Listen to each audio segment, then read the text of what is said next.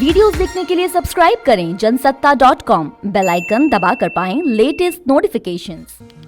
नमस्कार, जनसत्ता में आपका स्वागत है। बिहार की सियासत एक बार फिर से करवट लेने वाली है।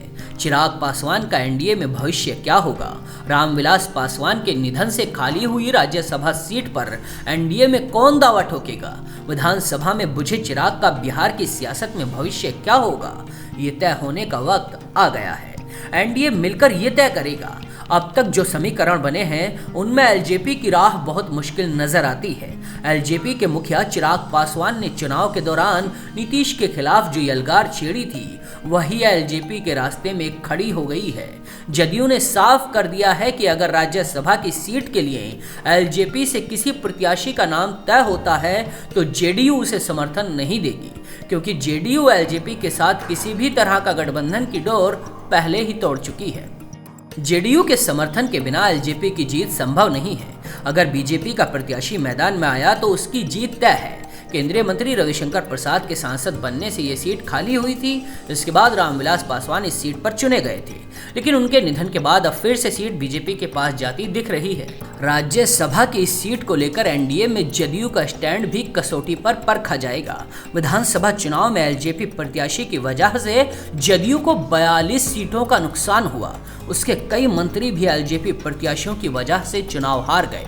चुनाव परिणाम के बाद जेडीयू के दिग्गजों ने इस बात पर सार्वजनिक रूप से टिप्पणी की और खुले तौर पर कहा कि बीजेपी को एलजेपी के बारे में सोचना चाहिए। बिहार में 2019 के लोकसभा चुनाव से पहले ही बीजेपी, जेडीयू और एलजेपी में एक समझौता हुआ था। एनडीए के इन तीनों दलों ने तय किया था कि लोकसभा की 40 सीटों में से 17 पर बीजेपी और जेडीयू लड़ेंगे और 6 सीटों पर एलजेपी के उम्मीदवार उतरेंगे। एलजेपी सभी सीटें जीत गई थी, जबकि मुख्यमंत्री नीतीश कुमार और अमित शाह ने तब एलजेपी सुप्रीमो और पूर्व केंद्रीय मंत्री रामविलास पासवान को राज्यसभा के जरिए संसद भेजने का वादा किया था। हुआ भी यही। पासवान राज्यसभा के लिए जेडीयू और बीजेपी के समर्थन से चुने गए। अब सवाल ये है, क्या उनके निधन के बाद लोजपा के लिए जदयू वही दरियादिली दिखाने के लिए तैयार होगी? पासवान के निधन से खाली हुई बिहार की इस राज्यसभा सीट पर उपचुनाव के लिए 14 दिसंबर को वोटिंग होनी है। इसकी अधिसूचना 26 नवंबर को जारी होगी और 3 दिसंबर तक उम्मीदवार नामांकन दर्ज कर पाएंगे। इस उपचुनाव में 243 सीटों वाली बिहार विधानसभा में एनडीए के उम्मीदवार को 122 विधायकों के समर्थन की दरकार होगी, जबकि उसके पास अपने 125 विधायक हैं। एलजेपी के सूत्रों ने इंडियन एक्सप्रेस के सामने ये बात मानी है कि जब तक बीजेपी नहीं कहती वो अपना उम्मीदवार नहीं उतारेंगे।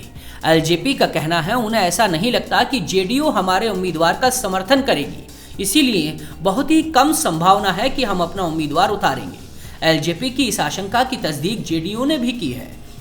जेडीयू के सूत्र बताते हैं कि हाल ही में विधानसभा चुनाव में जेडीयू को कई सीटों पर नुकसान पहुंचाने के बाद एलजेपी को समर्थन देने का सवाल ही पैदा नहीं होता। बीजेपी के लिए यह फैसले का वक्त है।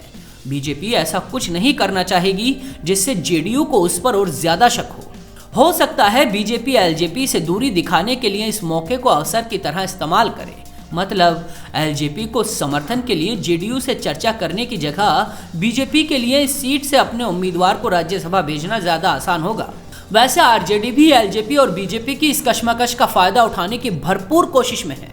आरजेडी की ओर से चिराग पासवान को यह संदेश देने की कोशिश है कि वो चिराग की माता रीना पासवान की उम्मीदवारी का समर्थन कर सकती है, लेकिन एलजेपी के लोग सियासत के इस खेल को समझते हैं। अगर एलजेपी ने आरजेडी का समर्थन लिया तो एलजेपी का बीजेपी से रिश्ता हमेशा के लिए बिगड़ सकता है। सूत्रों के हवाले से ये खबर है कि इस वक्त राज्यसभा के लिए जो गणित तैयार है उसके हिसाब से बीजेपी अपना उम्मीदवार उतारेगी। इनमें बीजेपी के प्रवक्ता सैयद शाहनवाज हुसैन, बिहार के पूर्व मुख्यमंत्री सुशील कुमार मोदी और राज्यसभा सांसद आर.के. सिन्हा के बेटे ऋतुराज सिन्हा के नामों की चर्चा हो रही है। बिहार राज्यसभा के लिए कौन मैदान में आता है, इसके इंतजार में थोड़ा और वक्त बिताना पड़ेगा, क्योंकि 3 दिसंबर को नामांकन का आखिरी दिन है और उससे पहले एनडीए की हर तस्वीर साफ हो जाएगी। हर छोटी बड़ी खबर के लिए देखते रहिए जनसत्ता.com।